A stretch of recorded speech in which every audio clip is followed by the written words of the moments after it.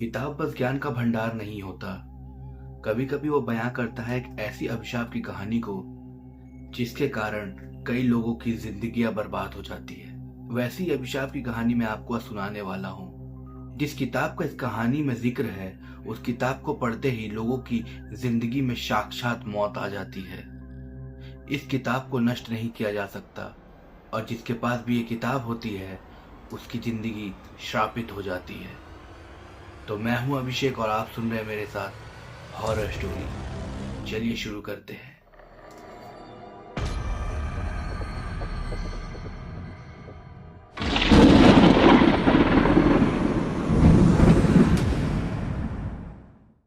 शोभिक, जिसे बचपन से ही किताबें पढ़ने का बहुत शौक था, उसकी दिन की शुरुआत भी एक किताब पढ़ने से होती थी और दिन खत्म भी एक किताब पढ़ के ही होती थी। वो आज कोलकाता आया है क्योंकि कोलकाता की एक बहुत ही बड़े लाइब्रेरी की बहुत ही पुरानी बुक कलेक्शन का ऑक्शन है और इसी ऑक्शन में उसे कुछ बेहतरीन पुरानी किताबें खरीदनी है। बहुत देरी खोजने के बाद उसे एक किताब पसंद आती है। वो किताब दिखने में थोड़ी अजीब थी। किताब का साइज मीडियम था, मगर उसके ऊपर लेदर की कवरिंग थी और उस लेदर की कवरिंग के ऊपर लाल रंग से कुछ लिखा हुआ था, कर्स्ड बुक, श्रापित किताब। जैसे ही शोभिक उस किताब को अपने हाथ में लेता है, ये क्या, ये किताब तो बहुत ही ज्यादा ठंडी है। उसे ऐसा लगता है कि उसने बर्फ में हाथ डाल दिया है और उसका लक शायद उस समय अच्छा ही था क्योंकि उसे ये किताब बहुत ही सस्ते दामों में मिल जाती है। बस 100 रुपए देने से ही ये किताब उसकी हो जाती है। ये देख के ही वो बहुत खुश हो जाता है। उस किताब को अपने बैग में डालता है, अपने घर की तरफ रवाना हो जाता है। मगर रास्ते में उसे ऐसे लगने लगता है कि उसके बैग का वजन अचानक बढ़ते जा रहा है। मगर अजीब बात तो ये थी कि उसके बैग में उस किताब के अलावा और कुछ भी नहीं था। पूरे रास्ता वो बस यही सोचते हुए जा रहा था कि उसके साथ ये हो क्या रहा है। वो जब घर पहुंचता है वो बहुत ही ज्यादा थक जाता है। वो अपने उस बैग को अपने स्टडी टेबल पे रखता है और खाना वाना खा के रात को सोने चला जाता है। मगर अचानक बीच रात में ही उसकी नींद खुलती है और उसे किसी औरत की रोने की आवाज आ रही थी।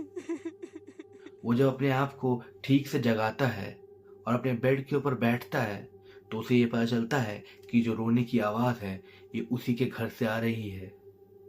और जब उसकी नजर अपने ही स्टडी टेबल पे पड़ती है तो वो डर से सहम जाता है। उसे इतना डर लग रहा था कि वो बस एक ही जगह भूत बना हुआ बैठा था क्योंकि उसके बैग के अंदर हलचल हो रही थी और उसी बैग के अंदर उसने आज वो किताब खरीद के डाली थी और उसी बैग से उसे रोने की आवाज भी आ रही थी। वो डरते डरते उस बैग के पास जाता है और जैसे ही उसका चेन खोलता है वो रोने की आवाज शांत हो जाती है। टोबी को ये सब एक वहम लगता है, इसीलिए वो चुपचाप वापस सो जाता है और सुबह उठते ही कॉलेज चला जाता है और अपने साथ वही किताब लेके जाता है। शोभिक की एक फ्रेंड थी प्रिया, जो उस किताब को देख के बस पागल सी हो जाती है। वो शोभिक से ये जिद करने लगती है कि ये किताब उसे ले जानी है और शोभिक भी उसे मना नहीं कर पाता। वो किताब उसे दे देता है। प्रिया उस किताब को लेकर चली जाती है और अगले दिन शोभिक जैसे ही कॉलेज आता है वो ये देखता है कि उसके बेंच के ऊपर पहले से वो किताब रखी हुई है। तभी उसे प्रिया दिखती है और प्रिया डरते हुए शोभिक के पास आती है, उसे बताती है उसके साथ जो भी हुआ था कल रात को। वो ये बताती है कि बीच रात में उसकी जब नींद खुलती है तो उस किताब से रोने की आवाज आ रही थी। प्रिया को अपने रूम में बहुत लोगों का प्रेजेंस फील हो रहा था जबकि वो अपने रूम में अकेली ही थी। ये किताब भी श्रापित है, इसीलिए प्रिया शोभिक को भी बोलती है कि इस किताब से जितना दूर रहोगे तुम्हारे लिए उतना ही अच्छा है, और ये बोलते ही वो चली जाती है। शोभिक उस किताब को अपने बैग में डालता है और वापस घर चला आता है क्योंकि उसे लगता है प्रिया उसे डराने की कोशिश कर रही है। और तभी वो जब उस रात को सोता है, अचानक से 3 बजे उसकी नींद फिर से खुलती है और फिर से उसे रोने की आवाज आ रही थी। मगर जब वो अपने स्टडी टेबल पे देखता है, उसकी रूह कांप उठती है क्योंकि वो किताब खुली पड़ी थी और उसका एक एक पन्ना खुद ब खुद पलट रहा था। ऐसा लग रहा था कि कोई बैठ के उसे पढ़ रहा है। और शोभिक को अपने रूम में बहुत ही लोगों की प्रेजेंस फील हो रही थी, क्योंकि उसे बहुत ही लोगों की फुसफुसाने की आवाजें आ रही थी। ये सब देख के शोभिक इतना डर चुका था कि उसे समझ नहीं आ रहा था कि उसके साथ हो क्या रहा है। शोभिक जैसे तैसे उस रात को बिताता है और सुबह उठ के उस किताब को पढ़ने का प्लान बनाता है। मगर उस किताब को खोलते ही शोभिक के अंदर डर और घिन दोनों एक साथ आ जाते हैं, क्योंकि उस किताब के हर एक पन्ने को उसने लाल खून से सना हुआ देखा था। वो जैसे उस किताब को खोलता है, उससे टप टप खून की बूंदें गिरने लगती है। ये देख के वो बहुत ही ज्यादा डर जाता है और उस किताब को खिड़की से बाहर फेंक देता है और नहाने चला जाता है।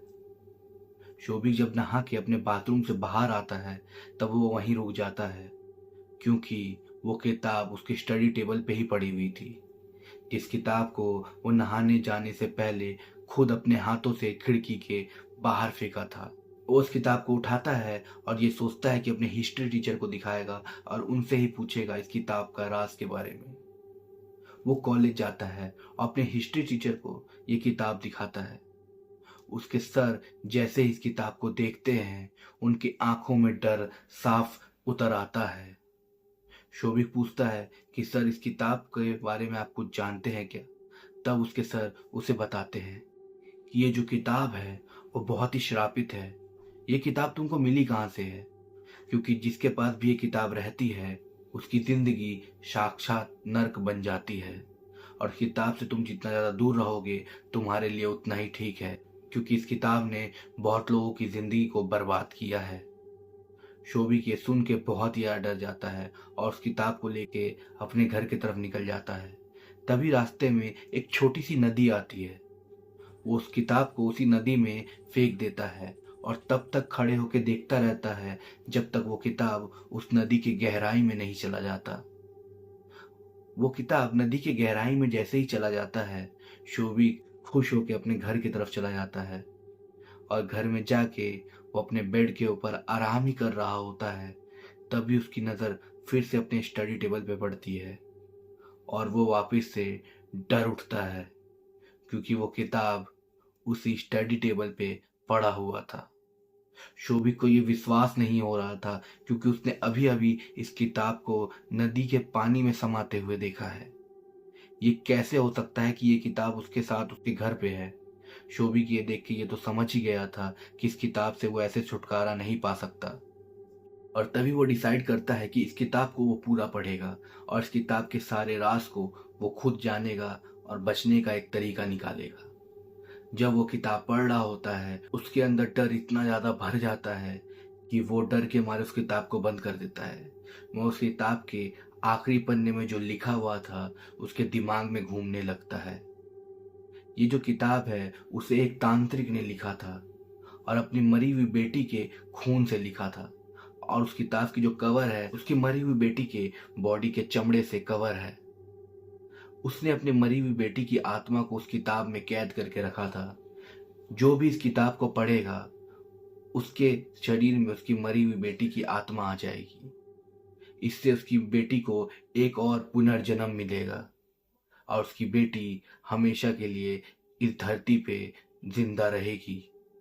ये पढ़ के शोभिक के हाथ पैर कांपने लगते हैं। उसे ये तो समझ में आ जाता है कि उसने जो कर दिया है वो बहुत ही बड़ी गलती है। और ऐसे ही कई दिन बीत जाते हैं। शोभिक की आंख के नीचे अब काले गड्ढे हो गए थे। शोभिक की बिहेवियर भी बहुत चेंज हो चुकी थी। शोभिक के हिस्ट्री टीचर ये नोटिस कर रहे होते हैं कि शोभिक के बिहेवियर में बहुत ज़्यादा चेंज है। वो ये देख के समझ चुके थे कि शोभिक ने वो किताब को पढ़ा है और उसके अंदर किसी आत्मा का वास हो चुका है। तभी वो शोभिक के सारे दोस्तों के साथ मिलकर एक प्लान बनाते हैं। वो उसके सारे दोस्तों को ये बताते हैं कि अगर शोभिक को हमें बचाना है तो अमावस की रात को हवन कुंड के अंदर कुछ अनोखे मंत्र पढ़कर उस किताब को जलाना पड़ेगा, तभी वो बच सकता है, नहीं तो शोभिक की मृत्यु निश्चित है। शोभिक के सारे दोस्त राजी हो जाते हैं उनकी हेल्प करने के लिए और इत्तेफाक से आज की रात ही अमावस की रात थी। सब कोई शोभिक को पकड़कर एक पुराने मंदिर में लेके जाते हैं और उसे एक पिलर से बांध देते हैं। और हिस्ट्री के टीचर वहां पे एक हवन कुंड स्थापित करते हैं और बैठ के मंत्रों का उच्चारण करने लगते हैं। और जैसे ही मंत्रों का उच्चारण स्टार्ट होता है, शोभिक तड़प उठता है। वो किसी और आवाज में धमकियां देना स्टार्ट करता है। वो बोलता है, ऐसा मत करो, मुझे मत मारो, इस किताब को मत जलाओ, मैं वापस नहीं आ पाऊंगा, मैं तुम लोग सबको मार दूंगा।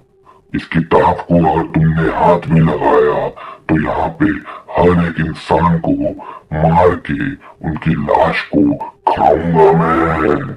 ये सुन के शोभिक के सारे दोस्त डर जाते हैं और तभी शोभिक छटपटाने लगता है।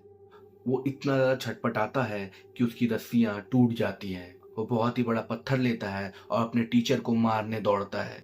तभी सब मिलके चिल्लाते हैं, सर सर बचिए। और उसके सर तभी मंत्रों का उच्चारण बंद करते हैं और उस किताब को लेके हवन कुंड में डाल देते हैं। वो किताब जैसे ही जलने लगती है, शोभिक भी तड़पने लगता है। उसके हाथ से पत्थर गिर जाता है, वो जमीन पे गिर के तड़पने लगता है और उसके मुंह से काला धुआं निकलता है और वो धुआं हवा में मिल जाता है। तभी उसके सर को पता चलता है कि उसके अंदर से वो आत्मा बाहर निकल चुकी है और वो कर्स्ड बुक भी अब समाप्त हो गई है। उस घटना को हुए 6 महीने बीत चुके हैं। शोभिक अब आस्ते आस्ते रिकवर कर रहा है, मगर अभी भी उसको उस रात की बातें याद आती हैं और वो उस रात की बातों को सोच के ही डर उठता है।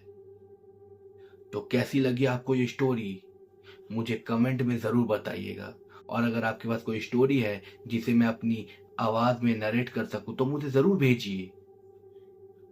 मिलते हैं आपसे नेक्स्ट स्टोरी में, तब तक के लिए बाय।